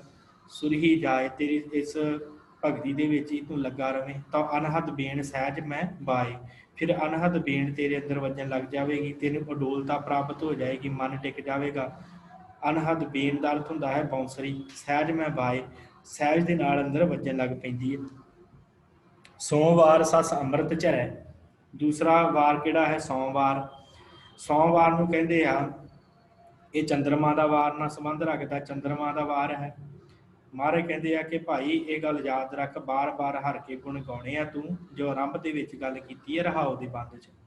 ਸੋਮਵਾਰ ਸੱਸ ਅੰਮ੍ਰਿਤ ਝਰੈ, ਕਹਿੰਦੇ ਜਿਵੇਂ ਚੰਦਰਮਾ ਦਾ, ਕਿਉਂਕਿ ਰੋਸ਼ਨੀ ਬੜੀ ਅੰਮ੍ਰਿਤ ਵਰਗੀ ਹੁੰਦੀ ਹੈ, ਅੰਮ੍ਰਿਤ ਨਾਲ ਤੁਲਨਾ ਦਿੱਤੀ ਜਾਂਦੀ ਹੈ ਚੰਦਰਮਾ ਦੀ ਰੋਸ਼ਨੀ ਨੂੰ, ਬੜੀ ਨਿਰਮਲ ਹੁੰਦੀ ਹੈ। ਤੇ ਭਗਤ ਜੀ ਕਹਿੰਦੇ ਆ ਕਿ ਭਾਈ ਜਿਵੇਂ ਸੋਮਵਾਰ ਨੂੰ ਅੰਮ੍ਰਿਤ ਝਰਦਾ, ਸੱਸ ਦਾ ਅਰਥ ਹੁੰਦਾ ਹੈ ਚੰਦਰਮਾ ਤੋਂ, ਚੰਦਰਮਾ ਤੋਂ ਜਿਵੇਂ ਝਰਦਾ ਹੈ ਨਾ ਅੰਮ੍ਰਿਤ, ਉੱਦਾਂ ਤੇਰੇ ਅੰਦਰ ਅੰਮ੍ਰਿਤ ਝਰੇਗਾ ਜੇ ਤੂੰ ਪਰਮੇਸ਼ਰ ਦੀ ਬੰਦਗੀ ਕਰੇਗਾ, ਬਾਰ-ਬਾਰ ਸਿਮਰੇਗਾ। ਚਾਕਤ ਬੇਗ ਸਗਲ ਬਿਖ ਹਰੈ, ਕਹਿੰਦੇ ਜੇ ਜਦੋਂ ਤੂੰ ਪਰਮੇਸ਼ਰ ਦੀ ਭਗਤੀ ਰੂਪੀ ਇਸ ਅੰਮ੍ਰਿਤ ਨੂੰ ਚੱਖ ਲਿਆ ਤੇ ਫਿਰ ਤੇਰੇ ਅੰਦਰ ਜਿਹੜੇ ਸਗਲ ਬਿਖ ਹਰੇ, ਜਿੰਨੇ ਵੀ ਬਿਖ ਵਿਕਾਰ ਹਨ, ਉਹ ਜ਼ਹਿਰ ਰੂਪੀ ਵਿਕਾਰ ਖਤਮ ਹੋ ਜਾਣਗੇ। ਬਾਣੀ ਰੋਕਿਆ ਰਹੇ ਦੁਆਰ, ਬਾਣੀ ਰੋਕਿਆ ਰਹੇ ਦੁਆਰ, ਸਤਿਗੁਰੂ ਦੀ ਬਾਣੀ ਦੀ ਬਰਕਤ ਦੇ ਨਾਲ ਜਿਹੜੇ ਮਨੁੱਖ ਦੇ ਰੋਕਿਆ ਰਹੇ ਦੁਆਰ, ਜਿਹੜੇ ਅੰਦਰ ਨਾ ਦੁਆਰ ਹੋ ਜਾਂਦੀ ਹੈ, ਰੁਕ ਜਾਂਦੇ ਹਨ ਵਿਕਾਰ, ਪ੍ਰਭੂ ਦੇ ਮਨ, ਪ੍ਰਭੂ ਦੇ ਚਰਨਾਂ 'ਚ ਮਨੁੱਖ ਦਾ ਮਨ ਜਿਹੜਾ ਜੁੜ ਜਾਂਦਾ। ਬਾਣੀ ਰੋਕਿਆ ਰਹੇ ਦੁਆਰ, ਬਾਣੀ ਦੇ ਨਾਲ ਮਨੁੱਖ ਰੁਕ ਜਾਂਦਾ ਹੈ, ਮਨ ਟਿਕ ਜਾਂਦਾ ਹੈ, ਦੀਵਾਰ ਖੜੀ ਹੋ ਜਾਂਦੀ ਰਹੇ ਦੁਆਰ, ਫਿਰ ਪਰਮੇਸ਼ਰ ਦੇ ਦੁਆਰੇ ਦੇ ਉੱਤੇ ਮਨੁੱਖ ਖੜਾ ਰਹਿੰਦਾ, ਟਿਕਿਆ ਰਹਿੰਦਾ ਉਹਦੇ ਵਿੱਚ। ਤੋ ਮਨ ਮਤਵਾਰੂ ਪੀਵਨਹਾਰ, ਤੋ ਫਿਰ ਮਸਤ ਹੋਇਆ ਮਨ ਉਸ ਅੰਮ੍ਰਿਤ ਨੂੰ ਪੀਂਦਾ ਰਹਿੰਦਾ ਜਦੋਂ ਗੁਰੂ ਕਿਰਪਾ ਕਰਦਾ, ਗੁਰੂ ਦੀ ਬਾਣੀ ਕਿਰਪਾ ਕਰਦੀ ਹੈ। ਸੋ ਇਹ ਸਤਵਾਰਾ ਜਿਹੜਾ ਹੈ ਭਗਤ ਕਬੀਰ ਜੀ ਦਾ ਧੰਨ ਸ਼੍ਰੀ ਗੁਰੂ ਗ੍ਰੰਥ ਸਾਹਿਬ ਜੀ ਦੇ ਅੰਦਰ ਦਰਜ ਹੈ, ਜੋ ਧੰਨ ਸ਼੍ਰੀ ਗੁਰੂ ਅਰਜਨ ਦੇਵ ਜੀ ਨੇ ਦਰਜ ਕੀਤਾ ਹੈ। ਸੋ ਸਾਧ ਸੰਗਤ, ਇਸ ਤੋਂ ਅਗਲੀ ਇਕਾਈ ਜਿਹੜੀ ਹੁੰਦੀ ਹੈ ਸਾਡੇ ਜੀਵਨ 'ਚ ਸਮੇਂ ਦੀ, ਉਹ ਕੀ ਹੈ? ਦਿਨ ਤੇ ਰਾਤ। ਪਹਿਲੋਂ ਆਪਾਂ ਗੱਲ ਕੀਤੀ ਹੈ ਮਹੀਨਿਆਂ ਦੀ, ਜੋ 12 ਮਹੀਨੇ ਹੈ, ਚੇਤ ਵਿਸਾਖ ਜੇਠ ਹਾੜ ਸੌਣ ਭਾਦੋਂ ਅੱਸੂ ਕੱਤੇ ਮੱਘਰ ਪੋਹ ਮਾਘ ਫੱਗਣ, ਉਹਨਾਂ ਦੀ ਗੱਲ ਕੀਤੀ ਹੈ। ਫਿਰ ਉਸ ਤੋਂ ਬਾਅਦ ਆਪਾਂ ਸਾਧ ਸੰਗਤ ਗੱਲ ਕੀਤੀ ਹੈ ਤਿੱਥਾਂ ਦੀ, ਜੋ 15 ਤਿੱਥੀਆਂ ਹਨ, ਚੰਦਰਮਾ ਦੇ ਨਾਲ ਸੰਬੰਧ ਰੱਖਦੀਆਂ 15 ਦੀ ਤਿੱਥੀਆਂ ਦੀ ਗੱਲ ਕੀਤੀ ਹੈ। ਫਿਰ ਉਸ ਤੋਂ ਬਾਅਦ ਆਪਾਂ 7 ਵਾਰਾਂ ਦੀ ਗੱਲ ਕੀਤੀ ਹੈ। ਤੇ ਹੁਣ ਉਸ ਤੋਂ ਬਾਅਦ ਸਭ ਤੋਂ ਇੰਪੋਰਟੈਂਟ ਚੀਜ਼ ਜਿਹੜੀ ਹੈ ਦਿਨ ਤੇ ਰਾਤ ਹੁੰਦਾ ਸਾਡੇ ਜੀਵਨ ਦੇ ਵਿੱਚ, ਜੋ ਰੋਜ਼ ਹੀ ਆਉਂਦੇ ਆ, ਦਿਨ ਦੇ ਰਾਤ ਸਾਡੇ ਜੀਵਨ 'ਚ ਰੋਜ਼ ਆਉਂਦੇ ਆ। ਤੇ ਮਹਾਰਾਜ ਨੇ ਇਹਨਾਂ ਨੂੰ ਮੁੱਖ ਰੱਖ ਕੇ ਧੰਨ ਸ਼੍ਰੀ ਗੁਰੂ ਅਰਜਨ ਦੇਵ ਮਹਾਰਾਜ ਨੇ ਇੱਕ ਉਪਦੇਸ਼ ਦਿਨ ਤੇ ਰਾਤ ਨੂੰ ਸੰਬੋਧਨ ਕਰਕੇ ਵੀ ਦਿੱਤਾ ਕਿ ਭਾਈ ਦਿਨ ਰਾਤ ਪਰਮੇਸ਼ਰ ਨੂੰ ਸਿਮਰਨਾ। ਤੇ ਮੈਂ ਫਿਰ ਕਹਿ ਦੇਵਾਂ ਕਿ ਮਹਾਰਾਜ ਨੇ ਕਿਹਾ, ਮਹਾ ਦਿਵਸ ਮੂਰਤ ਭਲੇ ਜਿਸ ਕੋ ਨਦਰ ਕਰੇ, ਨਾਨਕ ਮੰਗੇ ਦਰਸਦਾਨ ਕਿਰਪਾ ਕਰੋ ਹਰੇ। ਅਸਲ 'ਚ ਇਹ ਜੀਵਨ 'ਚ ਹੋਣਾ ਚਾਹੀਦਾ ਕਿ ਮਹਾ ਦਿਵਸ ਮੂਰਤ ਉਹਨਾਂ ਮਨੁੱਖਾਂ ਦੇ ਭਲੇ ਹੁੰਦੇ ਆ ਜਿਨ੍ਹਾਂ ਦੇ ਉੱਤੇ ਪਰਮੇਸ਼ਰ ਕਿਰਪਾ ਕਰਦਾ। ਨਾਨਕ ਮੰਗੇ ਦਰਸਦਾਨ, ਇਹ ਮਨੁੱਖ ਪਰਮੇਸ਼ਰ ਕੋਲੋਂ ਮੰਗੇ ਕਿ ਮਹਾਰਾਜ ਸਾਡੇ ਉੱਤੇ ਕਿਰਪਾ ਕਰੋ, ਸਾਨੂੰ ਦਰਸ਼ਨਾਂ ਦੀ ਜਿਹੜੀ ਪਿਆਸ ਹੈ ਉਹ ਸਾਡੀ ਖਤਮ ਹੋਏ। ਨਾਨਕ ਮੰਗੇ ਦਰਸਦਾਨ ਕਿਰਪਾ ਕਰੋ ਹਰੇ, ਕਿਰਪਾ ਕਰੋ ਪਰਮੇਸ਼ਰ ਜੀ ਸਾਡੇ ਉੱਤੇ, ਅਸੀਂ ਆਪ ਜੀ ਦੇ ਨਾਮ ਸਿਮਰਨ ਕਰ ਸਕੀਏ, ਆਪ ਜੀ ਦੇ ਦਰਸ਼ਨ ਕਰ ਸਕੀਏ। ਸੋ ਇੱਕ ਜਿਹੜਾ ਹੈ ਧੰਨ ਸ਼੍ਰੀ ਗੁਰੂ ਅਰਜਨ ਦੇਵ ਜੀ ਨੇ ਦਿਨ ਰੈਣ ਨੂੰ ਸੰਬੰਧ ਵਿੱਚ, ਦਿਨ ਤੇ ਰੈਣ ਨੂੰ ਆਧਾਰ ਬਣਾ ਕੇ ਇੱਕ ਜਿਹੜਾ ਹੈ ਆਪਾਂ ਨੂੰ ਪਾਵਨ ਉਪਦੇਸ਼ ਬਖਸ਼ਿਸ਼ ਕੀਤਾ ਹੈ ਗੁਰਬਾਣੀ ਦੇ ਅੰਦਰ, ਜੋ ਆਪ ਜੀ ਦੀ ਸਕਰੀਨ ਉੱਪਰ ਹੈ। ਮਾਝ ਮਹੱਲਾ 5ਵਾਂ ਦਿਨ ਰੈਣ, ਜੋ 12 ਮਾਹ ਪੜ੍ਹਦੇ ਨਾ ਆਪਾਂ, ਉਸ ਤੋਂ ਅਗਲੀ ਬਾਣੀ ਹੈ 136 ਨੰਬਰ ਅੰਗ ਦੇ ਉੱਤੇ, ਮਾਝ ਰਾਗ ਦੇ ਵਿੱਚ, ਧੰਨ ਸ਼੍ਰੀ ਗੁਰੂ ਅਰਜਨ ਦੇਵ ਮਹਾਰਾਜ ਜੀ ਦੀ।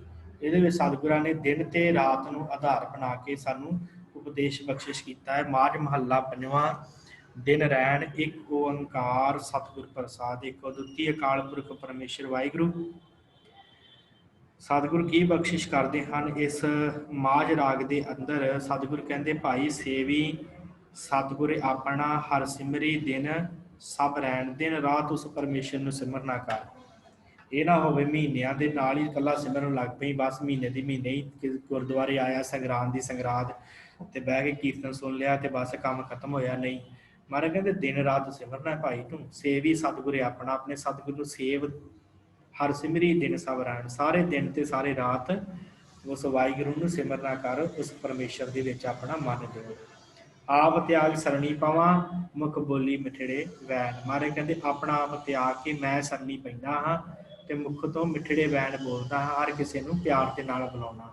ਤੇ ਭਾਈ ਸਿੱਖੋ, ਤੁਸੀਂ ਵੀ ਆਪਣਾ ਆਪ ਤਿਆਗ ਕੇ ਤੇ ਮਿੱਠੇ ਬੋਲ ਬੋਲੋ ਤੇ ਗੁਰੂ ਦੀ ਸ਼ਰਨ ਦੇ ਵਿੱਚ ਪਏ ਰਹੋ। ਜਨਮ ਜਨਮ ਕਾ ਵਿਛੜਿਆ ਹਰ ਮਿਲੋ ਸੱਜਣ ਸੈਣ, ਜਨਮਾਂ ਜਨਮਾਂ ਦੇ ਵਿਛੜੇ ਹੋਏ ਆ ਅਸੀਂ, ਉਹ ਸੱਜਣ ਵਾਹਿਗੁਰੂ ਜਿਹੜਾ ਉਹਦੇ ਨਾਲ ਸਾਡਾ ਮਿਲਾਪ ਫੇਰ ਹੀ ਹੋਣਾ ਹੈ ਜਦੋਂ ਅਸੀਂ ਉਹਦੇ ਚਰਨ ਚ ਪਾਵਾਂਗੇ। ਜਨਮ ਜਨਮ ਕਾ ਵਿਛੜਿਆ ਮਿਲੋ ਸੱਜਣ ਸੈਨ, ਉਸ ਪਰਮੇਸ਼ਰ ਨੇ ਸੱਜਣ ਸੈਨ ਨੇ ਸਾਨੂੰ ਆਪਣੇ ਚਰਨਾਂ ਦੇ ਨਾਲ ਲਾ ਲਿਆ ਉਸ ਵਾਹਿਗੁਰੂ ਨੇ।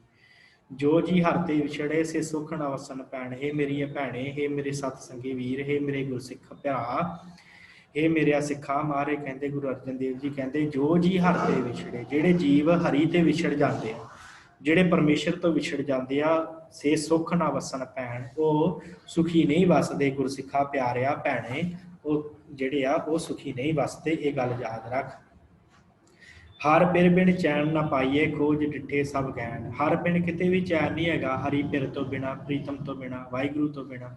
ਖੋਜ ਡਿੱਠੇ ਸਭ ਗੈਣ, ਖੋਜ ਡਿੱਠੇ ਹਰ ਜਗ੍ਹਾ ਦੇ ਉੱਤੇ ਗੈਣ ਦਾ ਅਰਥ ਹੁੰਦਾ ਆਕਾਸ਼, ਖੋਜ ਡਿੱਠੇ ਸਭ ਗੈਣ, ਸਾਰੇ ਆਕਾਸ਼ ਸਾਰੀ ਧਰਤੀ ਭਾਵ ਮੈਂ ਖੋਜ ਕੇ ਦੇਖ ਲਈ, ਗੁਰੂ ਤੋਂ ਬਿਨਾ ਜਿਹੜਾ ਕਿਤੇ ਚੈਨ ਨਹੀਂ ਹੈਗਾ। ਆਪ ਕਮਾਣੇ ਵਿਛੜੀ ਦੋਸ਼ ਨਾ ਕਾਹੂ ਦੇਣ, ਆਪਣੇ ਕਰਮਾਂ ਕਰਕੇ ਅਸੀਂ ਵਿਛੜੇ ਹੋਏ ਹਾਂ, ਕਿਸੇ ਨੂੰ ਦੋਸ਼ ਦੇਣ ਵਾਲੀ ਕੋਈ ਗੱਲ ਹੀ ਨਹੀਂ ਹੈਗੀ।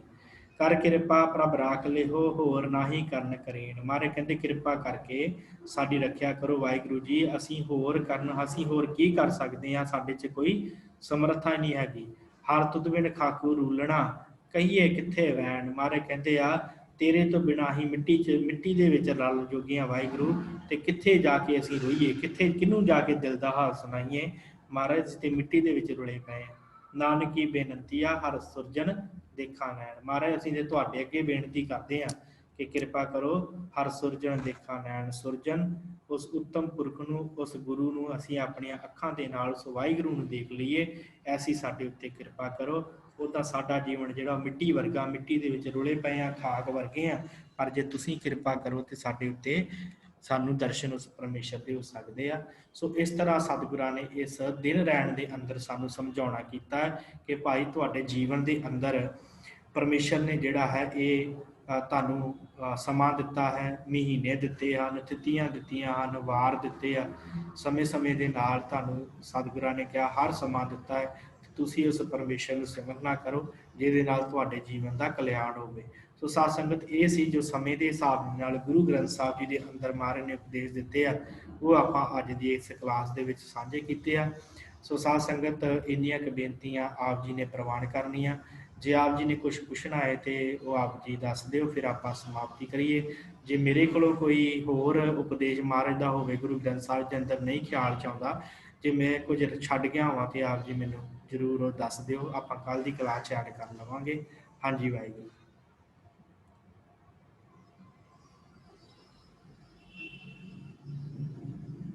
ਵਾਹਿਗੁਰੂ ਠੀਕ ਹੈ। ਵਾਹਿਗੁਰੂ ਜੀ ਆਪ ਸਭ ਸੰਗਤ ਦਾ ਬਹੁਤ ਬਹੁਤ ਧੰਨਵਾਦ। ਇਸੇ ਤਰ੍ਹਾਂ ਆਪ ਜੀ ਨੇ ਸ਼ਾਮ ਦੀ ਕਲਾਸ 'ਚ ਵੀ ਜੁੜਨਾ ਤੇ ਇਸੇ ਤਰ੍ਹਾਂ ਸਵੇਰ ਦੀ ਕਲਾਸ 'ਚ ਵੀ ਜੁੜਦੇ ਰਹਿਣਾ। ਕੱਲ੍ਹ ਨੂੰ ਜਿੰਨਾ ਜੋ ਸਰਲੇਖ ਹੋਰ ਰਹਿ ਗਏ ਹਨ, ਜਿਵੇਂ ਕੁਚੱਜੀ, ਸੁਚੱਜੀ, ਗੁਣਵੰਤੀ, ਸਿੱਧ ਗੋਸ਼ਟ, ਦੱਖਣੀ ਓਂਕਾਰ, ਇਹ ਸਾਰਿਆਂ ਦੇ ਬਾਰੇ ਆਪਾਂ ਗੱਲ ਕੱਲ੍ਹ ਦੀ ਕਲਾਸ 'ਚ ਕਰਾਂਗੇ। ਇੰਨੀਆਂ ਕੁ ਬੇਨਤੀਆਂ ਆਪ ਜੀ ਨੇ ਪ੍ਰਵਾਨ ਕਰਨੀਆਂ। ਬੁਲਾਓ ਫਤਿਹ। ਵਾਹਿਗੁਰੂ ਜੀ ਕਾ ਖਾਲਸਾ, ਵਾਹਿਗੁਰੂ ਜੀ ਕੀ ਫਤਿਹ।